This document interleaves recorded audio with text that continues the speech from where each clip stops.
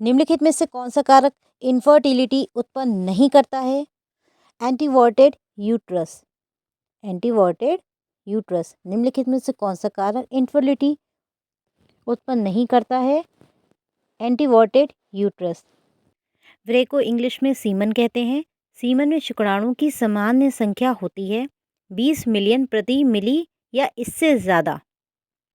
आज जो मैं क्वेश्चंस आपके लिए लेकर आई हूँ आपको पसंद आएंगे और आपके आने वाले एग्जाम्स के लिए भी इम्पॉर्टेंट है, तो वीडियो को अंत तक देखिए। चैनल को लाइक एंड सब्सक्राइब करना ना भूलें।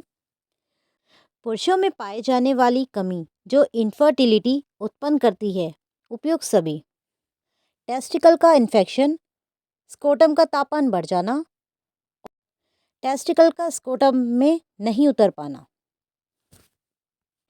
एक एज़ोस्पर्मिक पुरुष में पाई जाने वाली गुणसूत्रीय असमानता है क्लिनफेल्टर सिंड्रोम।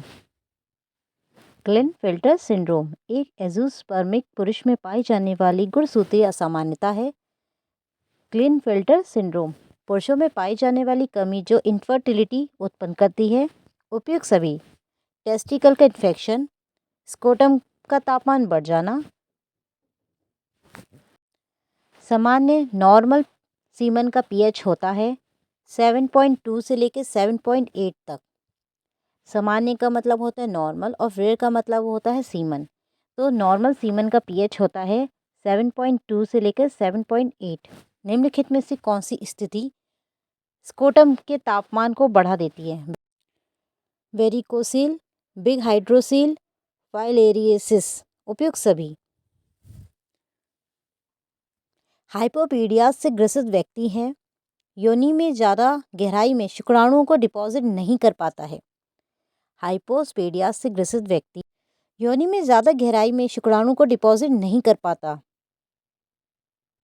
योनि में ज़्यादा गहराई में शुक्राणु को डिपॉजिट नहीं कर पाता है। सामान्य नॉर्मल सीमन की पीएच होती है 7.2 से लेकर 7.8।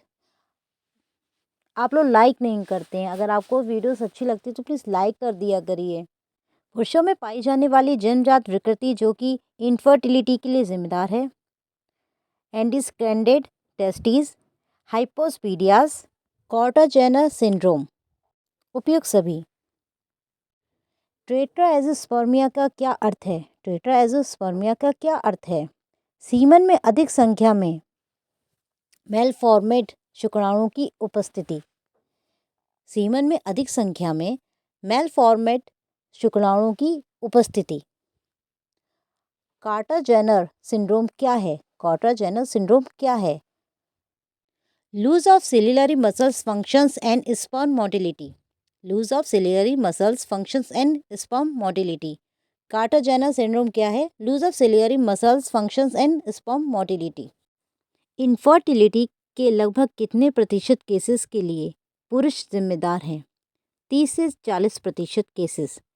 इनफर्टिलिटी के लगभग कितने प्रतिशत केसेस के लिए पुरुष जिम्मेदार होते हैं? 30 से 40% केसेस के लिए।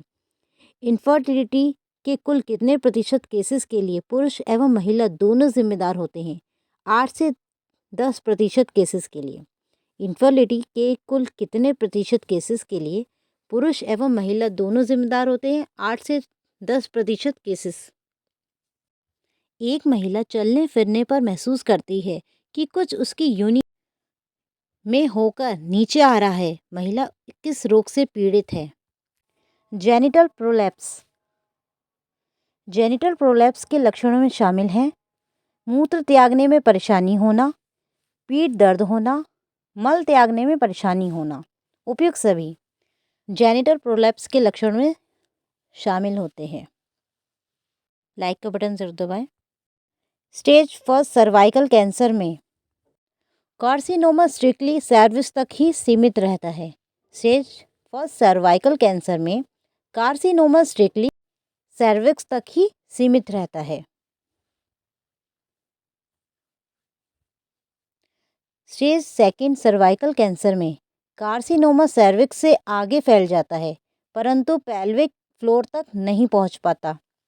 स्टेज 2 सर्वाइकल कैंसर में कार्सिनोमा सर्विक्स से आगे फैल जाता है परंतु पेल्विक फ्लोर तक नहीं पहुंच पाता। वजाइनल ट्रिकोमोनियासिस का सबसे कॉमन एवं प्रभावी उपचार है। वजाइनल ट्रिकोमोनियासिस का सबसे कॉमन एवं प्रभावी उपचार है मेट्रोनिडाज़ोल। मेट्रोनिडाज़ोल। निम्नलिखित में से कौन सा प्रोसीजर यूटेराइन कैविटी के विजुअलाइजेशन हेतु काम में लिया जाता है? हिस्टेरोग्राफी। स्टेरोग्राफी।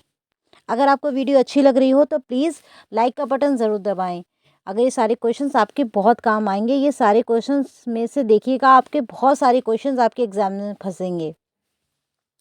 निम्नलिखित में से कौन सा परीक्षण HIV के संक्रमण का पता लगाने के लिए प्रयोग में नहीं लाया जाता? निम्नलिखित में से कौन सा परीक्षण HIV के संक्रमण का पता लगाने के लिए प्रयोग में नहीं लाया जाता है? Widal test. फैलोपियन ट्यूब में म्यूकस का कलेक्शन होना कहलाता है हाइड्रोसेल्पिंग्स।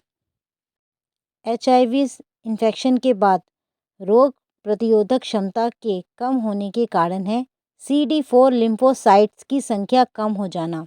HIV इन्फेक्शन के बाद रोग प्रतिरोधक क्षमता के कम होने का कारण है CD4 लिम्फोसाइट्स संख्या क्या कम हो जाना। लिम्फोग्रेन्युलोमा वेरेनियम नामक सेक्सुअली ट्रांसमिटेड डिसीज का कारण है क्लमाइडिया ट्रैकोमैटिस।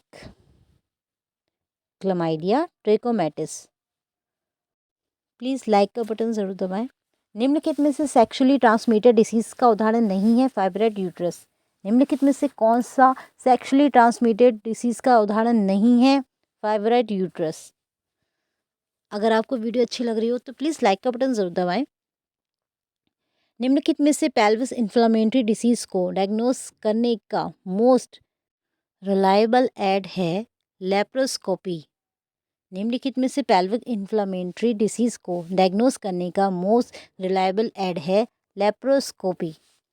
अगर आपको वीडियो अच्छी लग रही हो तो प्लीज़ लाइक का बटन ज़रूर दबाएं।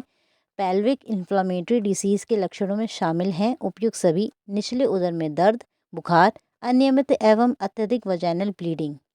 उपयुक्त सभी पेल्विक इन्फ्लेमेटरी डिसीज़ में शामिल होते हैं। एक महिला में एक्यूट एंडोमेट्राइटिस होने की संभावना कम ज़्यादा होती है, अबॉर्शन या चाइल्ड बर्थ के बाद? एक महिला में एक्यूट एंडोमेट्राइटिस होने की संभावना कब ज़्यादा होती है? अबॉर्शन या चाइल्ड बर्थ के बाद। सिनाइल वेजिनाइटिस का कॉमन कारण है एस्ट्रोजन की कमी। सिनाइल वेजिनाइटिस का कॉमन कारण क्या है? एस्ट्रोजन की कमी। ये सारे क्वेश्चंस मैं आपको बता रही हूँ, ये आपके लिए मोस्ट इंपॉर्टेंट क्वेश्चंस है, ये आपके पेपरों में ज़रूर आएंगे, इनमें से आपके क्वेश्चन ज़रूर फंसेंगे, तो प्लीज़ वीडियो को लाइक ज़रूर कीजिएगा। पोस्ट मेनोपॉजल पीरियड में पीले रंग के रक्त रंजित योनि स्त्राव, सोरनेस ऑफ दी वोल्वा एवं वोल्वा में खुजली चलना आदि किस बीमारी के लक्षण हैं? Senile vaginitis. मेनोपॉज के बाद वाले पीरियड में होने वाला योनि का इन्फ्लामेशन कहलाता है senile vaginitis. Senile vaginitis menopause के बाद वाले पीरियड में होने वाला योनि का इन्फ्लामेशन कहलाता है सेनाइल वेजिनाइटिस। निम्नलिखित में से किस स्थिति में एक DUB से ग्रसित महिला में एंडोमेट्रियम का रिसेक्शन नहीं करना चाहिए? महिला की नई नई शादी हुई हो तो। महिला की नई नई शादी हुई हो तो महिला में एंडोमेट्रियम का रिसेक्शन नहीं करना चाहिए। वजाइनल ट्राइकोमोनियासिस किस स्थिति में सबसे ज़्यादा नुकसानदायक होता है? जब योनि का pH 6-7 के बीच हो। वजाइनल ट्राइकोमोनियासिस किस स्थिति में सबसे ज़्यादा नुकसानदायक होता है? जब योनि का pH 6 से 7 के बीच हो। जब योनि का pH 6 से 7 के बीच हो। प्रीमेंस्ट्रुअल सिंड्रोम का उपचार है उपयुक्त सभी: माइनर ट्रैंक्विलाइजर का उपयोग, एंटी डिस्प्रेसेंट दवा का उपयोग, पायरिडॉक्सिन नामक दवा का उपयोग। उपयुक्त सभी प्रीमेंस्ट्रुअल सिंड्रोम का उपचार है। चाइल्ड बर्निंग पीरियड के दौरान वेजिनाइटिस का सबसे प्रमुख कारण है ट्रिकोमोनियासिस। चाइल्ड बर्निंग पीरियड के दौरान वेजिनाइटिस का सबसे प्रमुख कारण है ट्रिकोमोनियासिस।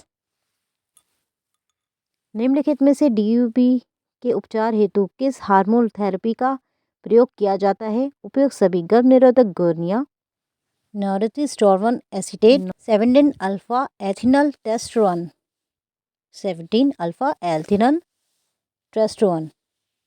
बिना किसी क्लिनिकली डिटेक्टेबल पेल्विक पैथोलॉजी के भी गर्भाशय के असामान्य ब्लीडिंग होना कहलाता है डिसफंक्शनल यूटेराइन ब्लीडिंग। बिना किसी क्लिनिकल डिटेक्टेबल पेल्विस पैथोलॉजी के भी गर्भाशय में असामान्य ब्लीडिंग होना कहलाता है डिसफंक्शनल यूटेराइन ब्लीडिंग। आशा करती हूँ जो मैंने आज आपको क्वेश्चंस बताए हैं आपके काम आएंगे और आने वाले एग्जाम्स के लिए यूज़फुल होंगे। तो प्लीज़ वीडियो को लाइक, सब्सक्राइब एंड शेयर करना ना भूलें। Thank you.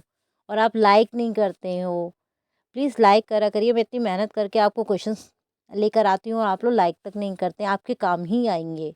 और देखिएगा इसमें से बहुत सारे क्वेश्चंस फंसेंगे। मेरी जितनी भी वीडियोस हैं उसमें से आपको कम से कम 40% पेपर ज़रूर फंसेगा, क्योंकि मैं आपको पूरी एक गाइड सॉल्व करवा रही हूँ और उसमें से 100% आपके क्वेश्चंस आएंगे ही आएंगे।